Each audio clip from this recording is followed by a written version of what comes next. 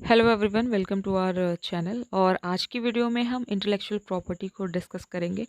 इसके एक्चुअली जो बेसिक्स हैं उसको डिस्कस करेंगे। एक्चुअली ये जो वीडियो है वो खुद में ही एक जनरल वीडियो है जिसमें हम इसके ये जानेंगे कि इंटेलेक्चुअल प्रॉपर्टी क्या होता है, इसके क्या इंपॉर्टेंस है, इससे क्या बेनिफिट्स हैं, इसकी जो basics like types of IP हैं उसको हम डिस्कस करेंगे इस वीडियो में।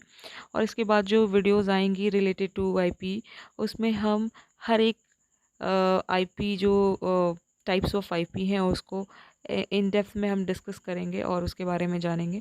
तो चलिए वीडियो को शुरू करते हैं। तो फर्स्ट ऑफ ऑल हम ये समझते हैं कि what is intellectual property. Intellectual property होती क्या है? सी, इंटेलेक्चुअल प्रॉपर्टी एक क्रिएशन ऑफ द माइंड है। आप कोई चीज़ अपने दिमाग लगा के बना रहे हैं, कोई ऐसी क्रिएशन दिखा रहे हैं, वो क्या है, उससे जो भी चीज़ ईजाद हो रही है वो उसको हम बोलते हैं इंटेलेक्चुअल प्रॉपर्टी, क्योंकि आप उसमें अपनी इंटेलेक्ट यूज़ कर रहे हैं। सपोज़ आपने कोई स्टोरी लिखी है, कोई बुक की स्क्रिप्ट लिखी है, फिल्म की स्क्रिप्ट लिखी है। उस केस में क्या होता है, आप अपना दिमाग लगाते हैं। एक स्टोरी क्रिएट करने में बहुत टाइम लगता है, बहुत माइंड यूज़ होता है। बेसिकली वो क्या है, एक क्रिएशन ही तो है। वो भी किसका? आपके माइंड का, आपके इंटेलेक्ट का। वेरएज़ अगर हम अदर चीज़ों की बात करें, जैसे लोगों की मैं बात करूँ, तो जब आप किसी कंपनी, किसी ऑर्गेनाइजेशन, किसी भी एंटिटी की जब आप लोगो क्रिएट करते हैं, तो उसमें क्या होता है, हम माइंड का यूज़ करते हैं कि अच्छा ये कलर कॉम्बिनेशन अच्छा है, ये डिज़ाइन अच्छा है, ये डिज़ाइन नहीं अच्छा है। So where you use your mind, your intellect, that creates intellectual property. So intellectual property जो है वो वेरियस इंटेलेक्चुअल प्रॉपर्टी लॉज से प्रोटेक्टेड होते हैं, गवर्न होते हैं। अपनी इंडिया में काफ़ी तरह के आईपी लॉज हैं। कंसर्न आईपी से रिलेटेड आईपी लॉज है अपने इंडिया में। और the most important thing, most of the जो आईपीज हैं वो टेरिटोरियल इन नेचर हैं। अब टेरिटोरियल इन नेचर का मतलब क्या होता है कि उनकी जो, आप बोल सकते हैं, सपोज आपने कोई ट्रेडमार्क रजिस्टर कराया, तो उस ट्रेडमार्क को आपने इंडिया में रजिस्टर कराया। सो इन दिस केस आप same trademark outside India claim नहीं कर सकते if some other one is using the same trademark. तो इसका मतलब क्या है कि इंटेलेक्चुअल प्रॉपर्टी जो है वो टेरिटोरियल इन नेचर है। अगर आपने वो आईपी, वो इंटेलेक्चुअल प्रॉपर्टी जो इंडिया में रजिस्टर करवाया है, ज़रूरी नहीं है कि उसकी बेनिफिट आप आउटसाइड इंडिया ले सकते हैं। इसके लिए भी कई सारी चीज़ें हैं, हम उसको अपकमिंग जो वीडियोज़ है उसमें डिस्कस करेंगे definitely. So now talk about the IPR, that is intellectual property right. So this is a right जो कि अदर पर्सन को एक्सक्लूड करता है from using, selling, producing the protected work. मतलब क्या है, सपोज़ आपने कुछ इन्वेंशन करी, आपने उसका पेटेंट करवा लिया। अब कोई अदर पर्सन उस इन्वेंशन को यूज़ नहीं कर सकता है विदाउट योर परमिशन। अगर चाहे वो इन केस ऑफ, अगर वो यूज़ करना चाह रहे हैं, इन केस ऑफ वो सेल करना चाह रहे हैं, या फिर आपने जो इन्वेंशन करा है कोई ऐसी मशीन या what ever the you have invented, तो वो अगर कोई प्रोड्यूस करना चाह रहा है तो इस केस में उनको आपकी परमिशन लेनी पड़ेगी, मतलब the owner of the inventor, उसकी परमिशन लेनी पड़ेगी, then you can use the invention. तो इंटेलेक्चुअल प्रॉपर्टी राइट एक ऐसा राइट है जो ओनर को दिया जाता है कि अदर जो पर्सन है उनको प्रोहिबिट या रेस्ट्रिक्ट करा जाता है from using that protected work, specially without the permission of the owner.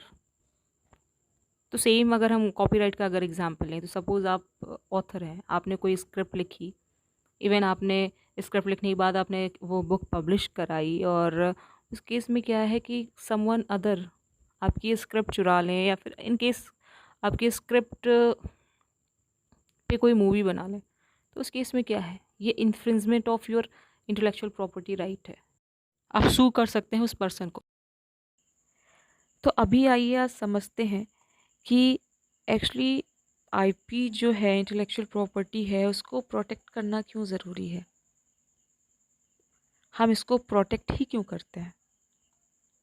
इसका सीधा सीधा आंसर ये है कि to encourage creator, to encourage inventor या एनीवन, जो भी कोई ऐसी क्रिएशन कर रहा है उसको एनकरेज करने के लिए।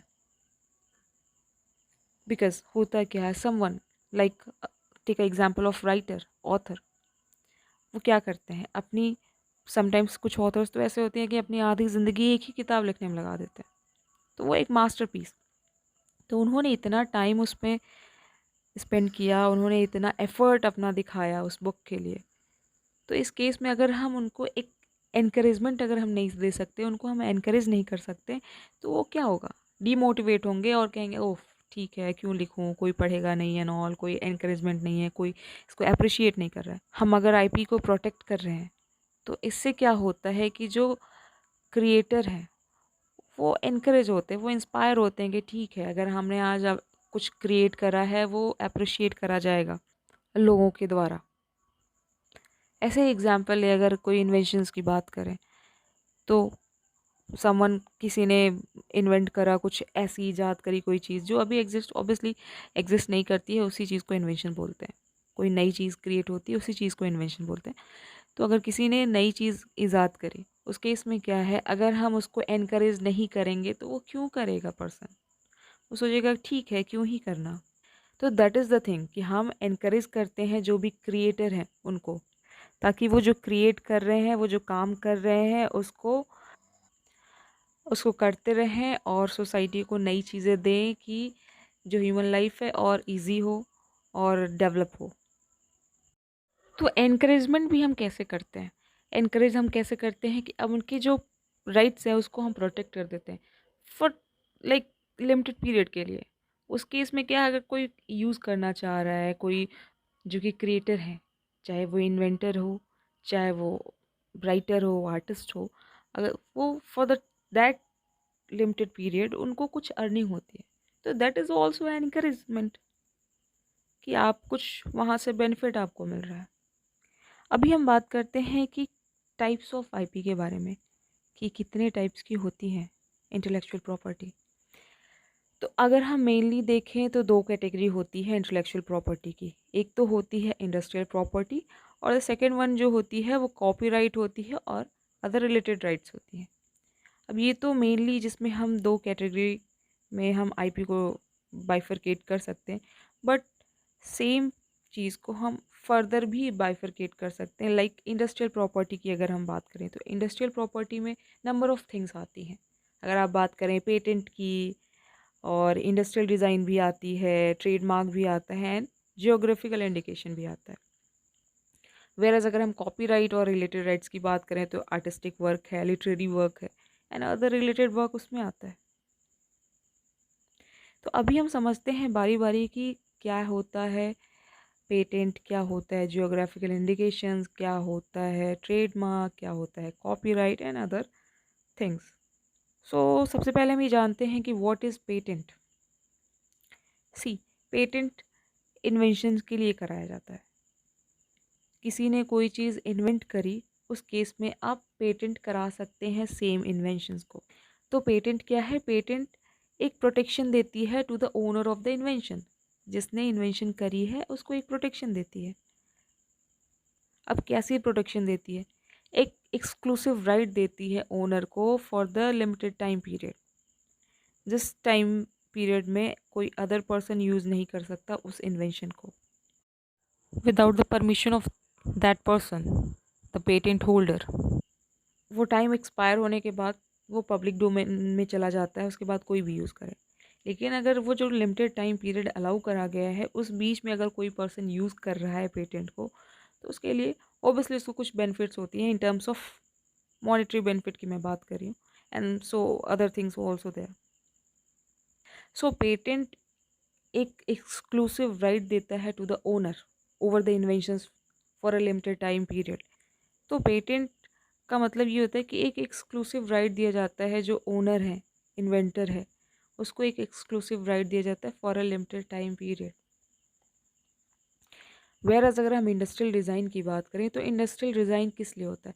अब इंडस्ट्रियल डिज़ाइन जो होता है उसमें हम बात करते हैं अपीयरेंस ऑफ एन आर्टिकल, कि आर्टिकल दिखता कैसे, हाउ यू कैन लाइक जो आर्टिकल है, जो प्रोडक्ट है, वो दिखता कैसे है, उसकी क्या शेप है, किसी भी प्रोडक्ट का जो ऑर्नामेंटल एस्पेक्ट है उसके बारे में इंडस्ट्रियल डिज़ाइन बात करता है।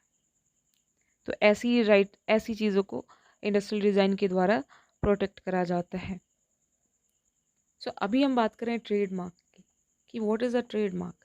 तो ट्रेडमार्क क्या होता है? ट्रेडमार्क एक साइन होता है, एक सिंबल होता है, या फिर आप बोल सकते हैं कोई भी लेटर यूज़ करा जाता है, कोई नंबर यूज़ करा जाता है, या कोई भी डिज़ाइन यूज़ करी जाती है, या combination of symbol, letter, number, design and कुछ भी हो सकता है, जो क्या करता है, जो कि हेल्प करता है किसी एक प्रोडक्ट को डिफ्रेंशिएट करने में दूसरे प्रोडक्ट से। वो होता है ट्रेडमार्क। सपोज़ एक आईफ़ोन है, वेयरएज़ एमआई का फ़ोन है। तो इस केस में जो आईफ़ोन का लोगो है, ट्रेडमार्क है, वो आइडेंटिफ़ाई करने में हेल्प करता है कि हाँ, ये आईफ़ोन है। वेयरएज़ अगर एमआई का फ़ोन है, उसमें जो लोगो और ट्रेडमार्क है, वो आइडेंटिफ़ाई करने में हेल्प करता है कि ये एमआई का फ़ोन है। तो बेसिकली जो ट्रेडमार्क है, वो हमें हेल्प करता है कि what is the source of the thing. कि सपोज़ अब जैसे मैंने फ़ोन का एग्जांपल लिया, तो दोनों फ़ोन रखा है, तो हमें आईफ़ोन देखने के बाद पता चल जाएगा उसका जो ट्रेडमार्क और लोगो है, उससे हमें ये पता चलेगा कि ये आईफ़ोन से रिलेटेड है। ये सॉरी ये एप्पल कंपनी से रिलेटेड है। व्हेयरएज़ अगर हम एमआई की बात करें, तो वो उसको देख के पता चल जाएगा what is the source of that phone. तो ट्रेडमार्क क्या होता है? एक साइन है जो कि हेल्प करता है इन आइडेंटिफाइंग द गुड्स और services from one source to those of others. So अब बात करते हैं जियोग्राफिकल इंडिकेशन की। सी जियोग्राफिकल इंडिकेशन क्या होता है? ये भी एक साइन होता है जो कि रिप्रेजेंट करता है स्पेसिफिक जियोग्राफिकल ओरिजिन को।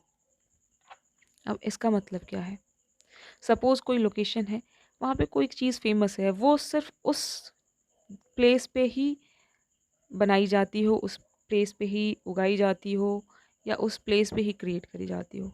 जैसे यहाँ पे शैम्पेन का मैंने एग्जांपल लिया है। तो शैम्पेन का क्या होता है? शैम्पेन ये कोई ब्रांड नहीं है, ये उस प्लेस को रिप्रेजेंट कर रहा है जहाँ पे ये बनाई जाती है। वेरएज़ अगर हम चाय पत्ती की बात करें, इंडिया में भी कई ऐसे प्लेसेस हैं जहाँ पे जो चाय पत्ती होती है वो उगाई जाती है। वो हर जगह पे नहीं उगाई जा सकती। तो वो उस जोग्राफिकल जो लोकेशन है वहाँ की वो कैरेक्टरिस्टिक है। वो वहाँ की टेम्परेचर हो सकता है, वहाँ का सॉइल हो सकता है। ड्यू टू दीज फैक्टर ऐसी चीज़ें वहाँ पे उगती हैं या फिर क्रिएट भी करी जाती हैं। समटाइम्स कुछ इंडस्ट्रियल चीज़ें भी क्रिएट करी जाती हैं। तो आई होप जियोग्राफिकल इंडिकेशन आपको समझ में आया होगा। वेरएज़ अगर हम कॉपीराइट की बात करें, तो कॉपीराइट लिटरेरी और आर्टिस्टिक वर्क को प्रोटेक्ट करता है। सपोज जैसे आपने कुछ राइटिंग करी है, कुछ बुक लिख रहे हैं, या फिर कुछ पेंटिंग है, या फिर मूवी की स्क्रिप्ट है, तो these things are covered under copyright.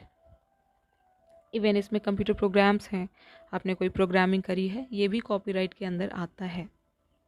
तो कॉपीराइट जो है वो लिटरेरी और आर्टिस्टिक वर्क को प्रोटेक्ट करता है। और the main thing, copyright ideas को प्रोटेक्ट नहीं करता है, ये एक्सप्रेशन ऑफ थॉट्स को प्रोटेक्ट करता है। अब इसका मतलब क्या है? आइडियाज़ का मतलब है आपने कुछ सोचा, ठीक है, एक पेंटिंग है, एक पेंटिंग में दो पेड़ हैं, एक बल्ब है, कुछ भी इमेजिन करिए आप, तो वो आपका आइडिया है, तो उस चीज़ को आप प्रोटेक्ट नहीं कर सकते। वेयरएज़ आप सेम पेंटिंग, आप जो दिमाग में सोच रहे हैं उसको आपने पेपर पे एक्सप्रेस कर दिया, पेपर पे आपने ड्रॉ कर लिया, that could be, that can be copyrighted, but you cannot copyrighted your ideas। और आइडियाज़ को प्रोटेक्शन भी कैसे दिया जा सकता है? हाउ यू कैन प्रूव कि हाँ ये दिमाग में मेरे चल रहा था उस टाइम पे? That's a matter of different thing. आप you can not prove the idea. तो अभी बात करते हैं कि रिलेटेड राइट्स क्या होता है। अगर आपने कॉपीराइट में देखा हो कि लिटरेरी और आर्टिस्टिक वर्क को प्रोटेक्ट किया जा रहा है, तो समटाइम्स क्या होता है, सपोज़ कोई मूवी है, तो उस मूवी के बनाने के दौरान नंबर ऑफ़ पर्सन इन्वॉल्व होते हैं। समटाइम्स सपोज़ जिसने स्क्रिप्ट लिखी है, जो प्रोड्यूस कर रहा है, जो डायरेक्ट कर रहा है, जो परफॉर्म कर रहा है रोल्स को. So there are number of people involve in that. तो रिलेटेड राइट्स भी क्या है? रिलेटेड राइट्स मतलब वो राइट जो कि क्लोजली एसोसिएटेड विथ कॉपीराइट. और रिलेटेड राइट जो है वो प्रोटेक्ट करता है right of those closely associated with copyrighted work.